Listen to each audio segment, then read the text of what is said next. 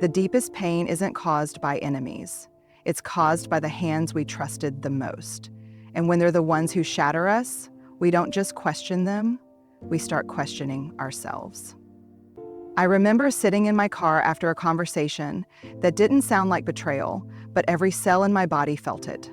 The words were calm, no voices raised, no dramatic outburst, just a subtle shift, a strange distance where there used to be warmth. You know that feeling when someone looks at you, but you can tell they've already emotionally checked out? That moment when their face doesn't match the memories you carry of them? I stared at the steering wheel, hands trembling, thinking, what just happened? It wasn't just confusion. It was grief trying to claw its way out while my mind was still clinging to denial. That's the disorienting part. Betrayal doesn't come with a clear label. It doesn't always crash into your life with screaming or slamming doors. Sometimes it's a slow unthreading, a silence where there used to be, "I've got you," a smile that doesn't quite reach their eyes anymore. It starts as a whisper in your gut, not a scream in your ears. But your gut knows, your body knows. Something sacred just ruptured, and even if your brain can't articulate it yet, your heart is already mourning what it senses is gone. The worst part? You still want to believe the best in them, that maybe it's just stress, that they didn't mean to forget your birthday, or cancel plans again, or share something you told them in confidence. We don't want to name it betrayal. That word feels too sharp, too final. So we reach for softer words: misunderstanding, miscommunication. They're just going through something. But here's the ache that no one talks about. Betrayal by someone close doesn't just feel like loss, it feels like identity theft. Because they knew the real you, the unguarded you, the version you don't show to everyone. They had front row access to your life, and they used that access carelessly, or worse, deliberately. Psychologists call it relational trauma, when someone entrusted with your emotional safety becomes the one who endangers it. It creates internal chaos. You don't just mourn the relationship, you start to question your own judgment. You replay every conversation, wondering if you missed a sign. You rewrite history, trying to find the moment where everything shifted. And here's what hurts most. It's not that you didn't see it. It's that you did, in tiny flashes and quiet gut feelings, and you chose love over suspicion. Again and again.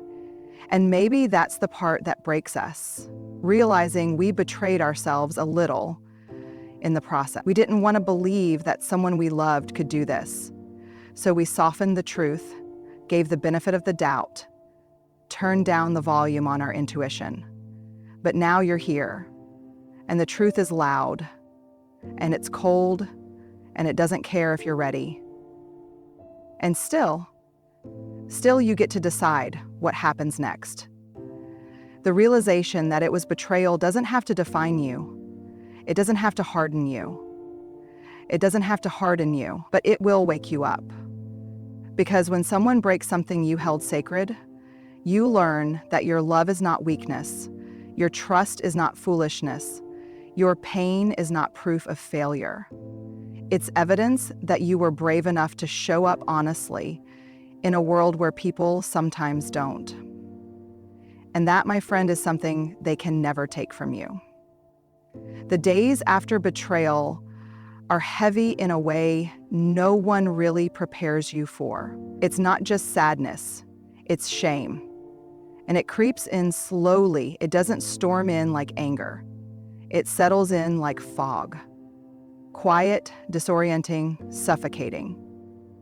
I remember walking around my house making coffee like everything was normal, but nothing was. Not really. Because under every task, every smile, every attempt to move forward, there was this low hum of a question. How could I have let this happen? Shame doesn't ask logical questions. It doesn't want answers. It wants to humiliate you into silence.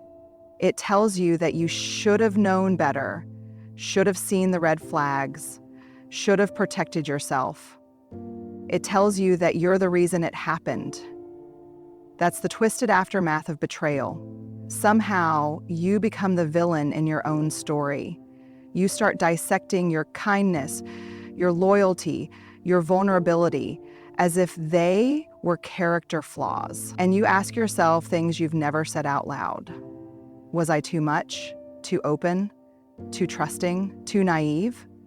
It's a dark place, and it gets darker when the person who betrayed you doesn't show any remorse, because their silence screams louder than any apology ever could. I once shared something deeply personal with someone I trusted, something that came from the most wounded, sacred part of me. And not only did they turn away when I needed them most, but later they used that truth against me. Not in a direct attack, no, that would have been easier. It was subtle, a jab wrapped in a joke, a story told that wasn't theirs to tell. It felt like being stripped emotionally in front of people who didn't earn the right to see me. And in that moment, I didn't just feel hurt. I felt stupid. That's what betrayal does. It tries to reframe your courage as carelessness. It makes you question the very qualities that make you beautifully human. The empathy, the hope, the willingness to believe in someone even when they didn't fully believe in themselves. From a psychological perspective, betrayal trauma triggers a deep rupture in our attachment system. You trusted someone in your inner circle, someone who occupied space in your emotional ecosystem. And when they turn, it signals to your brain that you might not be safe anywhere. And when your brain feels unsafe, your self-worth becomes the target. It must have been me. It must have been something broken in me. But here's what I've come to understand through both research and real life. Shame thrives in silence, and it dies in truth. The truth is, betrayal doesn't mean you're broken. It means someone broke the agreement to honor you. And their failure to carry your story with care says everything about them and nothing about your worthiness. If you've ever felt the sting of being blindsided by someone you held close and then felt the weight of blaming yourself afterward, I want you to know this. You are not foolish for loving deeply. You are not weak for trusting fully. You are not to blame for someone else's dishonesty, cowardice, or lack of integrity. You are human. You are wired for connection. And yes, sometimes we love people who turn out to be unable or unwilling to love us well. That is not your shame to carry. Your capacity to love and trust is not the flaw. It's the evidence of your courage. Their betrayal isn't a reflection of your failure. It's a reflection of their character. And the moment you stop apologizing for how deeply you feel, how much you give, how fully you show up, that's the moment you begin to reclaim your story from the grip of shame. The kind that doesn't come with funerals or flowers or casseroles dropped off at your door. It's the grief that arrives when someone who's still alive, still breathing, still texting other people, still posting photos with smiles, no longer exists in the form they once held in your life. It's the grief of realizing that the person you trusted, maybe even loved, was never quite who you believed they were. And so, we have a spouse who's not with them when or worse, they changed right in front of you, and you kept making excuses for the person they used to be. I remember sitting on the floor of my bedroom, surrounded by evidence of a relationship I was still trying to hold together. Cards with sweet words, photos from happier days, little inside jokes scribbled in notebooks, or texts I couldn't bring myself to delete. Each one felt like a breadcrumb leading me back to the version of them I missed, the one I thought would always choose me, protect me, stand beside me. But that version was gone, and in its place was someone I barely recognized. Grief in this context is layered and disorienting, because you're not just grieving what happened, you're grieving the story you told yourself about who they were. The trust, the laughter, the inside world you built together, and maybe even the future you imagined with them. It's all shattered, and no one offers you a roadmap on how to mourn something that technically didn't die, but also will never come back. In psychology, this is often referred to as ambiguous loss. It's the kind of loss that's hard to define, hard to explain, because it's not clear-cut. There's no obituary, no clean ending. Just this aching, silent goodbye to a version of someone that maybe only ever existed in your hope.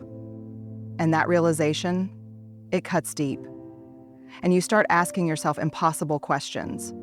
Was I blind? Did I project goodness onto them that wasn't there? Were they pretending all along? Or did they just stop choosing me one quiet moment at a time? There's no clear answer. That's the haunting part. What I've learned through my own grief and the thousands of stories shared with me is that this kind of mourning is brutal because it's invisible. The world doesn't validate it. You don't get sympathy cards for a broken belief in someone. You don't get time off to cry over the version of a person who once made you feel safe.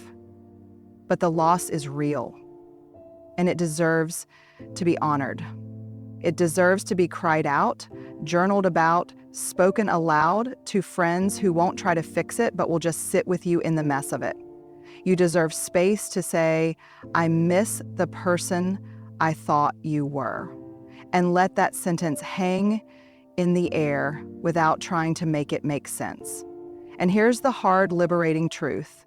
Sometimes we fall in love not just with a person, but with their potential, with the parts they showed us, with the promises they made, spoken or unspoken. And it is okay to grieve that. It is not foolish, it is deeply human. You see, the healing begins when we allow ourselves to mourn the illusion, when we stop gaslighting ourselves about the pain, when we give ourselves permission to say, that hurt me, that changed me, that person I believed in isn't who I thought they were. But grieving isn't just about letting go, it's about reclaiming something too. Because with every tear shed, every sleepless night, every shaky breath, you begin to come home to yourself. You begin to rebuild from the ashes of disillusionment with bricks made of truth, strength, and wisdom you didn't know you had. You don't just grieve them. You grieve the version of you who trusted without hesitation. And that grief is not weakness. It's the birthplace of transformation. So go ahead, mourn the fantasy, the hope, the story you clung to. Mourn it without shame. That's not regression. That's healing. That's what it means to finally stop pretending and start living in the raw, beautiful, liberating truth. There is a moment, often quiet, often private, where the grief from betrayal starts to morph into something else. Not healing, not quite yet, something heavier, sharper. And if you're not careful, it starts to grow roots. That something is bitterness. I remember the exact moment I felt it rise in me. I was sitting across from a friend who hadn't done anything wrong, really, just asked me a simple question. But I responded with a tone that was colder than it needed to be, more cynical than the situation called for. It wasn't about her. It was about what had happened before. It was about the person who broke my trust. And I realized right then, I was starting to carry my betrayal into every room I entered. That's the danger, isn't it? Betrayal doesn't just break your heart, it tries to rewrite your entire personality. It whispers, "Don't ever trust again. Don't open up like that again. If you care less, you'll hurt less." And it's so tempting to listen. Because when you've been burned by someone you loved, becoming bitter feels like protection. And it feels like wisdom. It feels like finally taking your power back. But here's the trap. Bitterness doesn't protect you. It preserves the pain. It locks it in place and convinces you that safety lies in keeping your heart behind glass. And what starts as a boundary slowly becomes a wall. A thick, numb, lonely wall. From a psychological lens, bitterness is often rooted in unprocessed pain, particularly pain that feels unjust and unresolved. It's the mind's way of trying to create order where there is none. The problem is, it also poisons joy. It filters every interaction, every potential new connection, through a lens of suspicion and guardedness. You start anticipating betrayal even where there's none. You start projecting the wounds of the past onto the people of the present. And eventually, you can't tell the difference between being wise and being walled off. I've met people, smart, loving, vibrant people, who have let their hurt calcify into something that now defines them. And I get it. Truly, I do. Because becoming bitter is easier than staying soft. It's easier than being vulnerable again. It's easier than doing the messy, emotional labor of healing. But there's a high cost. You stop seeing the full spectrum of life. Everything feels muted, nothing penetrates, even happiness gets questioned. How long will it last? What do they really want? You may not be getting hurt as much anymore, but you're not really living either. Here's what I had to ask myself, and maybe you need to ask it too. Is the person who hurt me worth losing the best parts of myself over? Is their betrayal worth my laughter, my openness, my ability to be moved by beauty or touched by kindness? Because the truth is, bitterness doesn't punish the betrayer. It punishes you. It eats at your ability to feel safe, to feel love, to feel joy that isn't laced with fear. Let me be clear. Protecting yourself is necessary, setting boundaries is healthy, naming your anger is powerful, but bitterness isn't the same as boundaries. Bitterness is unresolved grief and armor, and healing doesn't happen when you bury that grief. It happens when you name it, feel it, and release it. And that's the hard work, the real work. Choosing to unclench your fists, choosing to speak truth without venom, choosing to trust again, even with trembling hands. Not because the world is safe, but because you are strong. Strong enough to stay soft. Strong enough to say, I will not let what hurt me become who I am. Bitterness is a thief. It steals from your future to pay for someone else's mistake. But forgiveness, healing, letting go, that's how you take your life back. So today, if all you can do is whisper to yourself, I'm not going to let this harden me, that's enough. That's the start. Because staying open in a world that hurt you is not weakness. That's the start. Because staying open in a world that hurt you is not weakness. It's radical strength. And it's the only way we truly move forward. There's a moment after the dust of betrayal settles, after the shock, after the crying, after the endless questioning, when you're left with a kind of silence that's almost louder than the pain. The texts have stopped. The apologies never came, or they came and rang hollow. And now, it's just you, alone with the echo of what happened and the haunting question, how do I move forward from this? What no one tells you is that the hardest part of healing isn't forgiving them, it's learning to trust yourself again. Because when someone you loved and trusted turns out to be someone who could lie to you, deceive you, manipulate you, or simply abandon you, the betrayal doesn't just fracture the bond you had with them, it fractures the bond you have with yourself.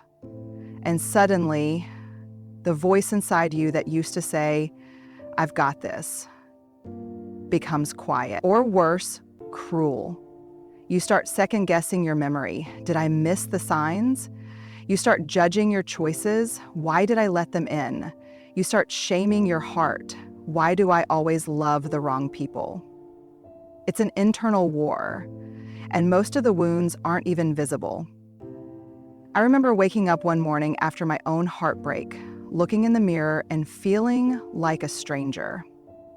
I didn't trust myself to make decisions anymore. It's not even just the physical wounds. It's all the psychological wounds. It's the wounds of the mind and the heart. Why do I always love the wrong people? It's the wounds of the feelings. I feel like I don't belong. I don't do what I say I'm gonna do. It's the wounds of the feelings. I feel like I don't belong. I don't do what I say I'm gonna do. I was afraid to trust people, but even more afraid to trust me. Because if I had let someone so harmful so close, what did that say about my judgment, about my ability to protect myself? In psychology, this is known as a breach in self-trust. It's the collapse of the foundational belief that you will act in your own best interest. And when that breaks, the world feels unsafe, not just because others hurt you, but because you no longer believe you'll see it coming next time. You feel like you failed yourself.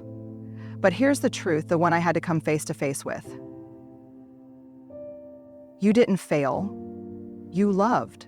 You believed. You gave someone the chance to rise to the occasion, and they didn't. That's not a flaw in you. That's a reflection of them. And now you get to rebuild, not the relationship, you. Rebuilding self-trust is slow. It's not some light swing moment. It's one boundary at a time, one honest no, when your body says no. One moment where you choose your peace over pleasing someone else. It's in the way you listen to your gut, even if it trembles. It's in the way you show up for yourself, even on the days you feel unworthy. You start asking, what do I need right now? You start honoring your limits. You start protecting your own tenderness like it's sacred, because it is. And the more you do that, the more your inner voice shifts. The self-criticism softens, the second-guessing quiets, and over time, the most beautiful thing begins to happen. You stop waiting for someone else to prove you're worthy of love, because you already know it. We often think healing from betrayal means we need answers, apologies, closure from the person who hurt us. But real healing, it happens when you look at yourself and say, I trust you again. I trust that even if I get hurt, you'll protect me. You'll speak up for me. You won't abandon me. That's self-trust. And it's the most powerful thing you can reclaim. When someone betrays you, the most radical act of healing is not rebuilding with them. It's rebuilding the relationship with yourself. So if you're sitting in the rubble of what they did, wondering how to move forward, start with you. Start with the small promises you can keep to yourself. Start with the boundaries you were once afraid to set. Start with the truth, no matter how tender it feels. Because one day, without even realizing it, you'll catch your reflection, or hear your own laughter, or feel peace where fear used to live. And you'll realize you didn't just survive what they did. You saved yourself from becoming someone you're not. You chose to rebuild. You chose to trust again. And most importantly, you chose you. If you're sitting in the aftermath right now, in the confusion, the rage, the heartbreak, I want you to hear this. You are not broken. You are becoming. You are not weak for loving. You are strong for surviving. And one day, not far from now, you will no longer flinch at the memory. You will carry it not as a wound, but as a boundary, a teacher, and a silent promise to yourself: I will never abandon me again. And that's how we begin to heal.